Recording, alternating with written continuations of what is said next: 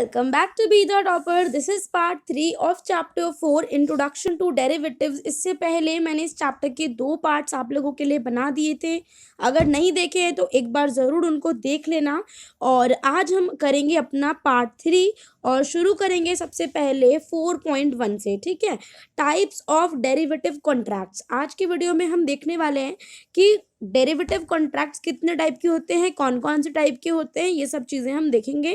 तो डेरिवेटिव को basically 3 veg में क्लासिफाई किया गया है, 3 तरीके से उसको क्लासिफाई किया गया है on the basis of nature of derivative contract. सबसे पहला कि उस कॉन्ट्रैक्ट का नेचर कैसा है. दूसरा, on the basis of underlying asset, कौन सी अंडरलाइंग एसेट के ऊपर उस डेरिवेटिव की वैल्यू रखी गई है. एंड तीसरा, प्लेस ऑफ ट्रेडिंग, वो कहाँ पर ट्रेड किए जा रहे हैं. ठीक है, तो इस तरीके से 3 तरीके से डेरिवेटिव को क्लासिफाई किया गया है. सबसे पहला जो हमारा क्लासिफिकेशन है वो है classification basis on nature of contract. Nature of contract के बेसिस पे हमें सबसे पहले इन्होंने बताया है derivatives can be broadly classified into 2 types on the nature of contract. अगर डेरिवेटिव को देखें तो ये 3 तरीके से डिवाइडेड होते हैं, nature of contract, underlying asset और प्लेस ऑफ ट्रेडिंग. बट हम यहाँ पे अगर नेचर ऑफ कॉन्ट्रैक्ट के बेसिस पर ही देखें तो वहाँ पे हमें 2 टाइप से उसको डिवाइड कर दिया गया है, जो कि आपको यहाँ पे जो छोटा सा डायग्राम है इससे समझ में आ जाएगा. तो डेरिवेटिव है और डेरिवेटिव को 2 पार्ट्स में डिवाइड किया है इन्होंने, forward commitment and contingent claim. Forward commitment में क्या होते हैं, उसके भी 3 सब पार्ट्स हैं, फॉरवर्ड्स हैं, फ्यूचर्स हैं, स्वैप्स हैं. एंड कंटिंजेंट क्लेम में ऑप्शंस एंड स्वैप्स यहाँ पर आपको देखने को मिल जाएंगे. तो इसको एक बार याद कर लेना अच्छे से, मतलब दिमाग में भर लेना इसको. अब आते हैं फॉरवर्ड कमिटमेंट में कि फॉरवर्ड कमिटमेंट क्या होता है. तो मैं इसको एक बार पढ़ती हूँ, उसके बाद आपको समझाती हूँ. These derivatives comprise of an assured occurrence in the future. अब ये जो तरीके के जो फॉरवर्ड डेरिवेटिव होते हैं इनकी एक अश्योर्ड अकरेंस होती है कि ये जो फिनोमिना है जिसके ऊपर हम बात कर रहे हैं ये फ्यूचर में होगा ही होगा. ठीक है, the underlying asset will get exchange at and a fixed price agreed upon by both parties at the time of entering into the contract. अब यहाँ पर क्या होता है, जो ये जो फॉरवर्ड डेरिवेटिव है, फॉरवर्ड कमिटमेंट है डेरिवेटिव का जो पार्ट है, वहाँ पे जो अंडरलाइंग एसेट होती है वो एक फिक्स्ड फ्यूचर टाइम में एक्सचेंज की जाती है. एक फिक्स्ड टाइम होता है जो दोनों पार्टीज, जो बायर हैं जो सेलर हैं, वो दोनों डिसाइड कर लेते हैं. जब वो अग्रीमेंट कर रहे होते हैं, जब वो कॉन्ट्रैक्ट कर रहे होते हैं, तो उन्हें पता होता है कि भाई हम फ्यूचर के कौन से टाइम में, मतलब कौन सी डेट होगी, कौन सा मंथ होगा, कौन सा ईयर होगा, इस चीज़ को वो लोग पहले से डिसाइड करके रखते हैं. ये जो शेयर है, जो भी अंडरलाइंग एसेट है, वो कितने प्राइस पे सेल की जाएगी, दी जाएगी दूसरे बंदे को, ये सब जो चीज़ें होती हैं, ये जब आप कॉन्ट्रैक्ट कर रहे होते हैं तभी उस चीज़ों को आप फिक्स कर लेते हो. Since the exchange is fixed at future time it is called forward commitment. अब क्योंकि ये जो एक्सचेंज है वो फिक्स है कि फ्यूचर में ये एक्सचेंज होगा ही होगा, तो इसको हम लोग बोलते हैं फॉरवर्ड कमिटमेंट. कि आगे के लिए हमने भाई कमिटमेंट पूरी कर दी है. कमिटमेंट का क्या मतलब होता है, जिससे आप चूको नहीं. अगर आपने एक बार कमिटमेंट कर दी तो आप उससे हटोगे नहीं, आप उसको पूरा करोगे. Neither party can back out of the contract once it has been entered into except under mutual concept. अब जो दोनों में से जो कोई भी पार्टी है, चाहे वो बायर हो चाहे वो सेलर हो, कोई भी पार्टी जो है बैकआउट नहीं कर सकती अनलेस और अनटिल उनका कोई म्यूचुअल कंसेंट हो. मतलब जब दोनों पार्टीज इस चीज़ को मान जाए कि ठीक है हमें ये अग्रीमेंट नहीं करना, हमने पास्ट में इस पर कॉन्ट्रैक्ट किया था बट अभी हमें ये नहीं चाहिए, बायर भी ऐसा कह दे और सेलर भी ऐसा कह दे, तब ये चीज़ म्यूचुअल कंसेंट हो जाती है. और उसके बाद उससे नहीं करो तो कोई दिक्कत नहीं है.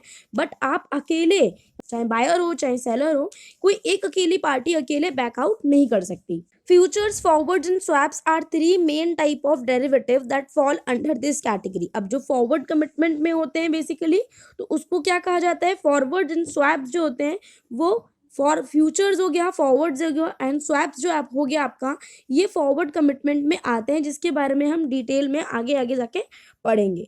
अब दूसरा है हमारे पास कंटिंजेंट क्लेम.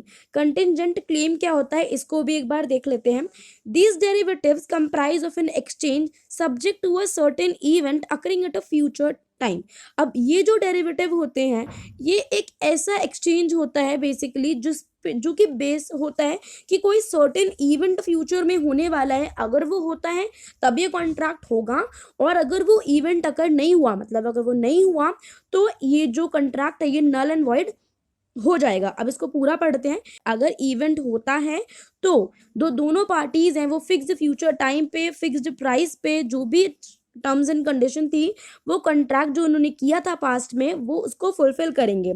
बट अगर वो जो इवेंट होने वाला था अगर वो नहीं होता तो हम उसको नहीं करेंगे, since the exchange is contingent on the occurrence, क्योंकि जो एक्सचेंज है वो डिपेंडेंट है किस पर, उस होने वाले इवेंट पे, इसलिए हम लोग उसको बोलते हैं कंटिंजेंट क्लेम। ठीक है, the event does not occur if, अगर कोई इवेंट नहीं होता तो जो कॉन्ट्रैक्ट है वो नल एंड वॉइड हो जाता है।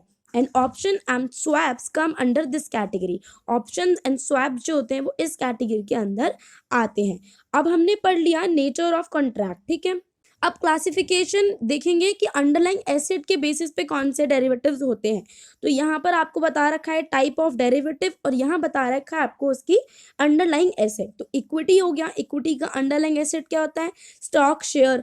इंडेक्स का क्या होता है, एनी ब्रॉड स्पेक्ट्रम और सेक्टोरल इंडेक्स, मतलब हम किसी भी, जैसे आपने ऑटोमोबाइल इंडेक्स की बात कर ली, मतलब कुछ इस तरीके के एक पूरे सेक्टर, एक ब्रॉड स्पेक्ट्रम की बात करते हो आप लोग।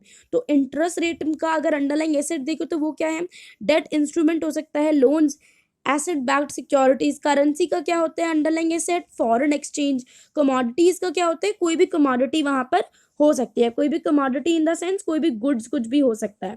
ठीक है, अब आते हैं classification on the basis of place of trade.